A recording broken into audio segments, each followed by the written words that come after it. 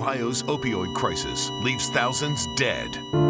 He was my world, and they helped turn my world upside down. Tonight, the untold story, how doctors went unchecked. Why would those doctors keep their licenses? It's hard to say running around trying to duck and dodge. Our findings getting the attention of the nation's top law enforcement officer. They need to do better. It went on too long. A special 5 on Your Side investigation.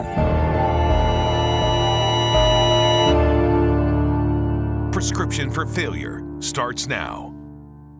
How did the opioid problem get this bad in Cleveland and across Ohio?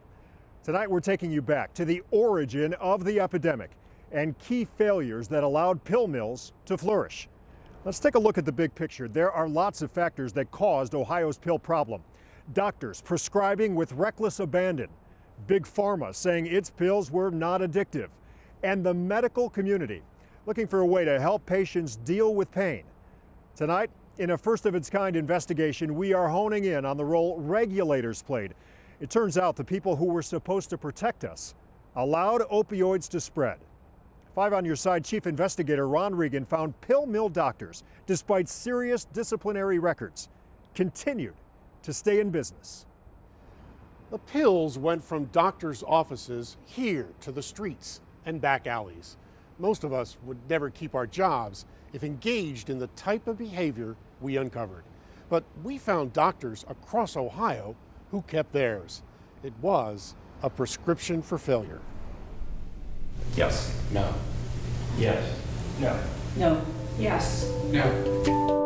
With a single vote, Abstain. Abstain. Yes. Yes. doctors in Ohio can keep or lose their license. They're regulated by the State Medical Board. Its mission, protect your health and safety. I would just take as much as possible. That was kind of the goal for the day. Take as much as I can until tomorrow. She survived Ohio's opioid crisis. More than 8,000 others have not. How did it destroy me? It took away everything. It began here, 2001, in Portsmouth, a car ride away from Cleveland, where recovery centers now replace pills. You could drive through Portsmouth. In specific places, there would be lines. It was June 2005. Drug enforcement agents raided this former clinic. Inside, Dr. Paul Volkman was the #1 purchaser of painkillers in the nation, now serving 4 life sentences for prescribing them to thousands. I supervised the Paul Volkman investigation. Frank Yunker headed up the DEA's drug diversion program in southern Ohio. Millions of dollars. This is big business. Big business, and the medical board knew it. Records show its own investigators were there that day. Yet, despite evidence that at least 7 had already died, Volkman kept his license. It took another 3 years before the medical board permanently revoked it. Yeah, and it was frustrating because, something probably should have been done, obviously a long time before that. How many people overdosed, how many people died, in that interim time. By 2007, more than 2,000 Ohioans were dead. But we found, despite the surge in deaths, the medical board was slow to respond. And in the first 10 years, as the death toll continued to rise, only 47 doctors lost their license for improper prescribing. That's far less than recent years. You got to understand how we got there. Portsmouth's police chief learned revoking a doctor's license is not easy. I still think it takes a long time.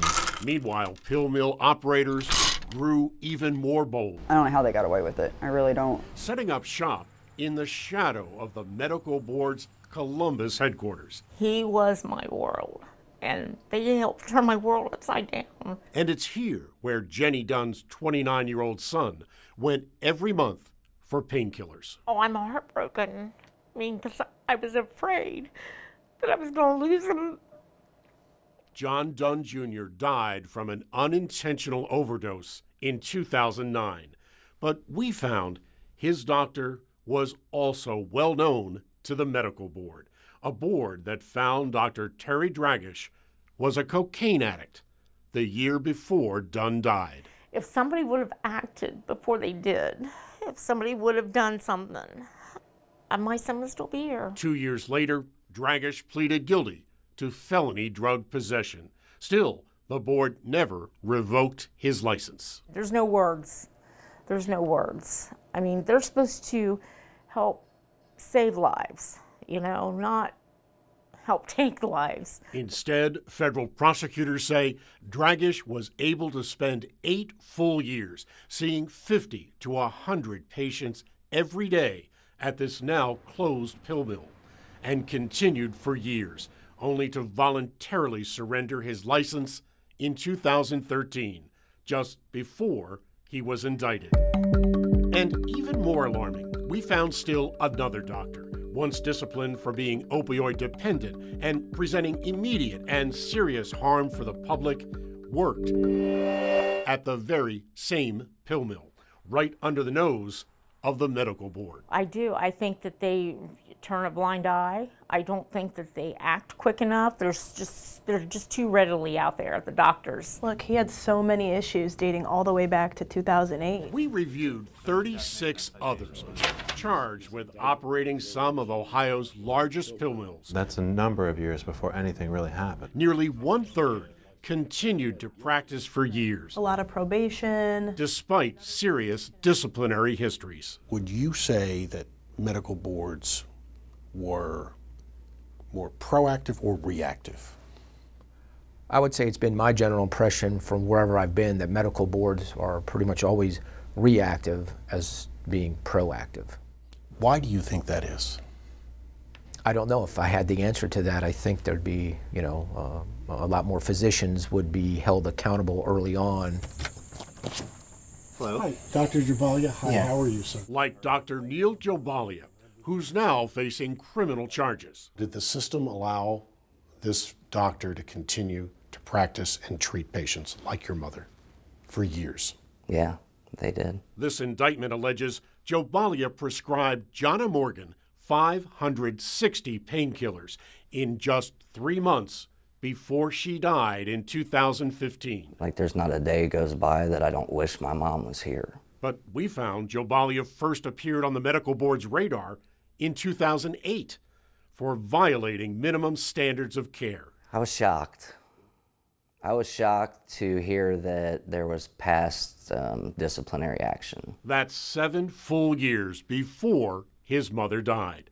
It found Jobalia had repeated sex with 3 of his patients and pre-signed blank prescriptions. Yeah, I can't say anything at all, really. Let me talk, give me your card. Okay. Like, should he even been allowed in the same room as these women? Even so, Jobalia received just a 2-year suspension and was back in business. Did that system protect you or your family?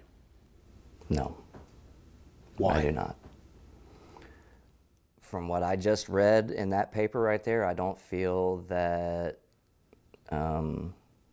enough action was taken. Thanks for looking me up, though. Dr. Jobalia has pleaded not guilty to charges that he distributed hundreds of thousands of doses of painkillers. There should be more question as to whether this guy should be allowed to actually even see a patient, let alone prescribe them anything. Does it surprise me? No.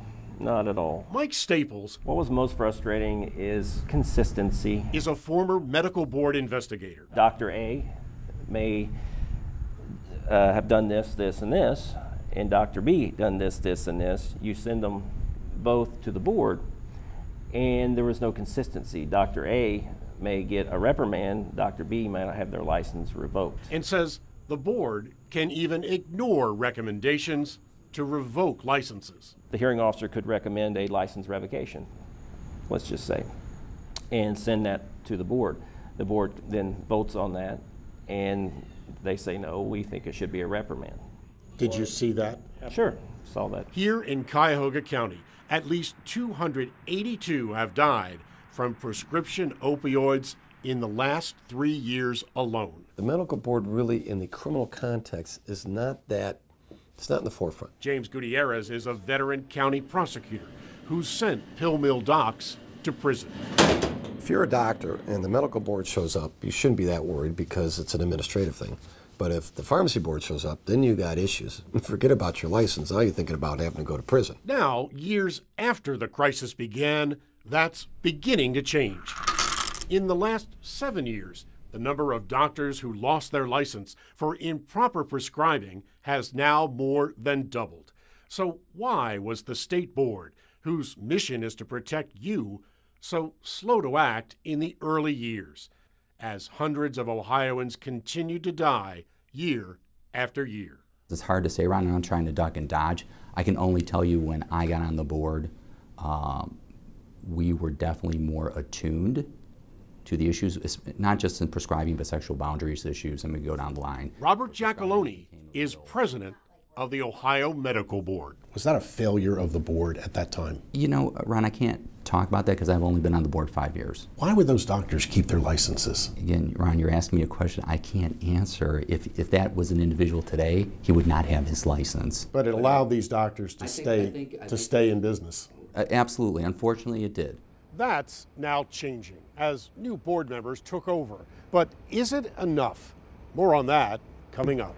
Ohio's opioid crisis has caught the attention of the United States Department of Justice, launching what it calls an enforcement surge.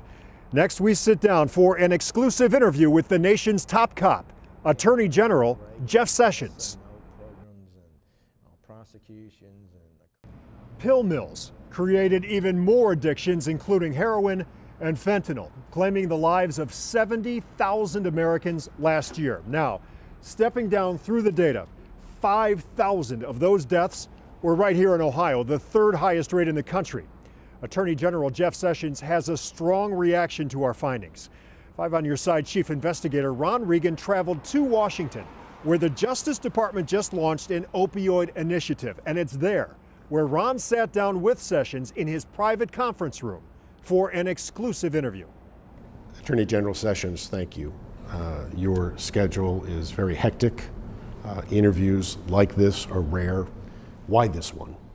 Well, Ohio is an important state for America, but it also is one of the centers of the opioid epidemic. It is a top priority of ours, this whole opioid problem. So I'm pleased to share this time with you. We think turning Ohio will be a key factor in our nation's movement away from addiction and death, particularly from the opioid problem. The Justice Department has successfully prosecuted and shut down pill mills across Ohio. What have you learned in terms of some of the root causes of the opioid crisis?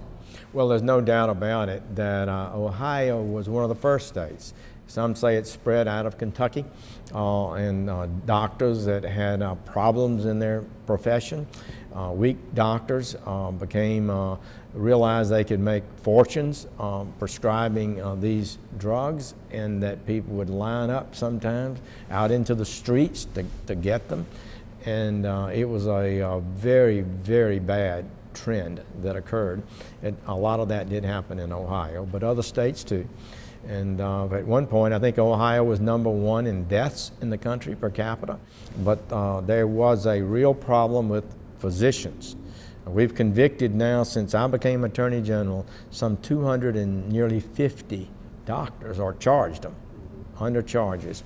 And that is a stunning number. Some of them move millions of pills. We're going to continue to go after these physicians. We're going to eliminate the fraudulent physicians.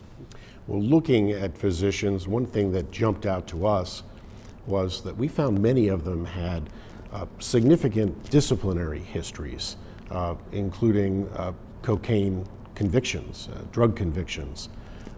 And yet, with that disciplinary history, somehow managed to keep their licenses and then go on to operate major pill mills. What is the lesson for medical boards across the country that regulate physicians? They need to do better. It went on too long.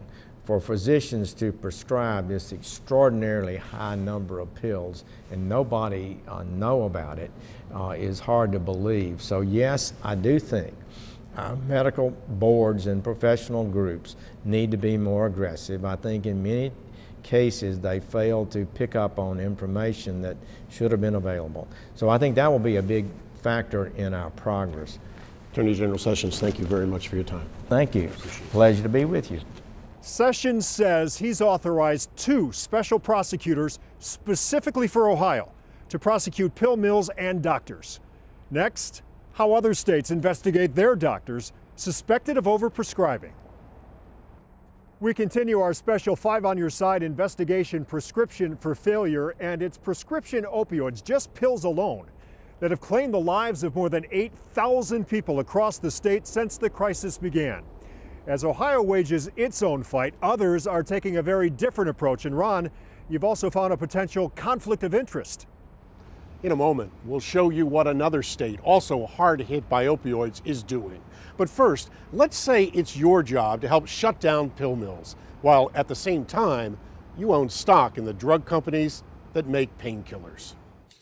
Do I hear a motion to approve? So the implicit question is, Further, does each member of the board understand? This is the Ohio Medical Board. Why now does he get a second pass at our stand? 9 doctors. I didn't think so. And 3 public members, where once a month, but he took the job nonetheless. it decides whether doctors will be disciplined. It's your decision as to whether or not you want to continue to allow a doctor who's been prescribing opiates and feeding the opiate problem. Robert Giacalone is the board's president. I support permanent revocation. We found all 12 members can own as much stock as they want in drug companies, even companies that make or distribute painkillers that have claimed the lives of more than 8,000 Ohioans, including Cardinal Health. Now call to order. Last spring, a former top executive appeared before Congress that's investigating the role Cardinal and others played in fueling the opioid crisis. We simply cannot look at the impact of opioid abuse on so many lives and not feel sorrow. Cardinal denies it contributed to the crisis, but its stock value doubled in the same years. At the time, Robert Giacalone served as Cardinal's senior vice president of regulatory affairs. Board members are allowed to own stock in the same pharmaceutical companies that are manufacturing painkillers. Okay, if you tell me that, okay. Well, you own stock. Well, I own stock from Cardinal because I was an employee at one time. And actually, I'm pretty much close to not having any more stock in Cardinal, but go ahead. You're sitting in judgment of a doctor who is coming in front of you because of improper prescribing. At the same time, we have board members who own stock in pharmaceutical companies that make painkillers, and they can profit from those. Yeah, and again, is that a conflict? You know what? I can't explain. I can't say what other people think. I don't view it as a conflict because I don't think of that top of mind. And while there's no evidence that stock ownership has influenced discipline, a leading public watchdog group is raising red flags. Is it plausible to think that a doctor who has a lot of stock in a drug company is going to have a different attitude about what constitutes misprescribing and overprescribing than a doctor who doesn't have any kind of financial interest in a drug company? And the answer is clearly yes. In recent years, the current medical board has gotten much tougher. But we found another board that's significantly increased the number of doctors under investigation. Most recently released the second highest rate of opioid deaths in the nation. In North Carolina, the medical board sets specific limits on doctors, exceed a fixed threshold of opioid prescriptions, or have 2 or more deaths, and a doctor in North Carolina is automatically under investigation.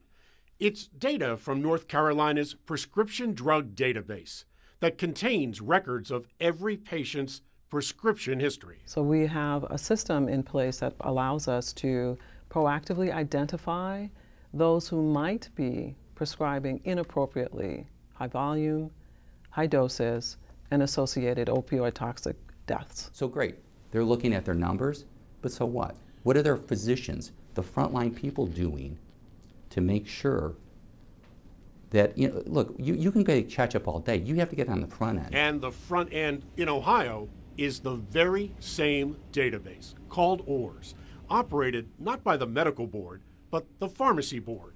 Last year alone, 89 million queries, checks to see just how many opioids a patient has been prescribed. As a result, both opioid prescribing and doctor shopping have significantly decreased. Ron, to be honest with you, I don't see the difference because we're doing the same thing.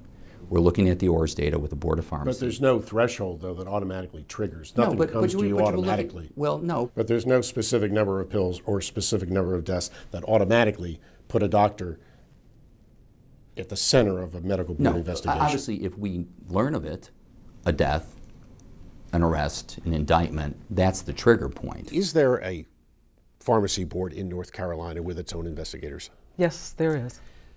Do you work with the Drug Enforcement Administration and its investigators? Yes, we do. Do you have your own team of investigators who answer and investigate complaints filed with the board? Yes, we do. Then why do you need to take extra steps? The statistics on the number of deaths and we need to make a difference in this epidemic. Hard and fast rules tend to become problematic because they become arbitrary in terms of the results. And it was very important that we find a different way to approach this problem. And you believe this is saving lives? I absolutely do. Meanwhile, Ohio's board points to a steady decline in prescription deaths as proof that monitoring patients, not doctors, is more effective. Over the last half hour, we've explained how the opioid crisis gained steam, chronicling missteps along the way. But Ron, there are now signs of progress. Well, Ohio's investing $1 billion a year to fight the opioid crisis. Fewer opioids are now being prescribed, and doctor shopping has plummeted. Finally, the alarming practice we uncovered, allowing bad doctors to keep their license, is changing. Here's how the board's president described how Ohio's board will act moving forward. At one time, opioid prescribing was viewed as mainstream, address the pain. And then all of a sudden we realized, wait a minute, that's not really the case, and we're creating addicts. Probably the board at that time viewed it, probably not being in sync with how devastating this was and what steps need to be taken. Now we are absolutely sensitized to it, and as a result, we take action. If you're creating havoc in our community, impacting families, you need to be out, pure and simple. Thanks for watching this 5 on Your Side special investigation prescription for failure. We have much more on our website, news5cleveland.com, and our News 5 app. Have a good night.